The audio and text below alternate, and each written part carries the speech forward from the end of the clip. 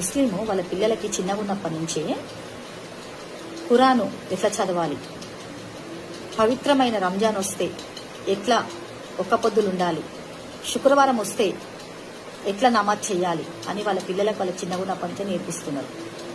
ఒక Christian Bible ఎట్లా చదవాలి, ఎట్లా ప్రేయర్ చేయాలి, క్రిస్మస్ వస్తే ఎట్లా సెలబ్రేట్ చేసుకోవాలి, ఇవన్నీ వాళ్ళు చిన్నగా ఉన్నప్పటి నుంచే వాళ్ళ పిల్లలకి చెప్తూ ఉంటారు. మరి ముస్లిమ్స్ ఖురాన్ చదువుతున్నట్టు, క్రిస్టియన్స్ బైబుల్ చదువుతున్నట్టు మరి మన పిల్లలు భగవద్గీత చదువుతున్నారా? మనము హిందూ ధర్మము పాటించి వాళ్ళకి మనము చెప్తున్నామా?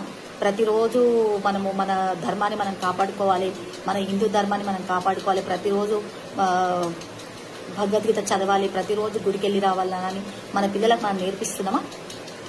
మనం నేర్పించట్లేదు కదా. మనం నేర్పిస్తలేం కాబట్టి మనం వెనుకబడి ఉన్నాం.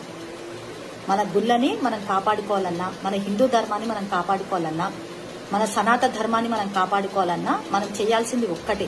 పొద్దున్నే లేవంగానే మన పిల్లలకు చెప్పాల్సింది ఒక్కటే, ఇంట్లో లేవంగానే స్నానం చేసుకొని నువ్వు గుడికి వెళ్ళిరా నాన్న, గుడికి వెళ్ళి వచ్చిన తర్వాత నువ్వు ఇంకేదైనా పని ఉంటే చేసుకో అని మన పిల్లలకు మనము ఇప్పటి నుంచైనా సరే మన పిల్లలకు మనం నేర్పిస్తాం.